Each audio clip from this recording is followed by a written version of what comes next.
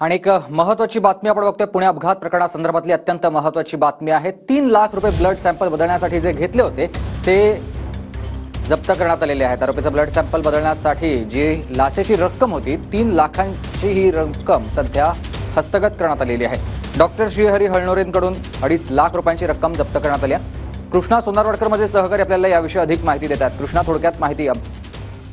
सुमित, आपण पाहतोय की पुण्याच्या कार अपघातातील अल्पवयीन आरोपी जो आहे त्याच्याकडून त्याचे ब्लड सॅम्पल बदलण्यासाठी जे ससून हॉस्पिटलमधील 2 डॉक्टरांना 3 लाख रुपये देण्यात आलेले होते। त्याच्यामध्ये चीफ मेडिकल ऑफिसर श्रीहरी हरनोळ याला 2.5 लाख रुपये देण्यात आले होते, तर शिपायाला सुद्धा 50,000 रुपये देण्यात आलेले होते। ही रक्कम घेतल्यानंतर त्यांनी ती वेगळ्या ठिकाणी लपवून ठेवलेली होती, मात्र त्यांच्यावरती अटकेची कारवाई झाल्यानंतर गुन्हे शाखेच्या चौकशीमध्ये त्यांनी ती माहिती दिली आणि त्यानुसार गुन्हे शाखेनं हे 3 लाख रुपये रिकव्हर केलेले आहेत। हरनोळ याच्याकडून 2.5 लाख रुपये तर शिपायाकडून 50,000 रुपये जप्त केल्याची माहिती आता समोर आलेली आहे। त्यामुळे या दोघांना जे 3 लाख रुपये देण्यात आलेले होते ते जप्त झालेले आहेत। मात्र अजय तावरे जो या डिपार्टमेंटचा हेड होता त्याच्याकडून किती रक्कम अजून रिकव्हर होते हे पाहणं महत्त्वाचं असणार आहे। धन्यवाद तुम्ही दिलेल्या सविस्तर माहितीसाठी कृष्णा।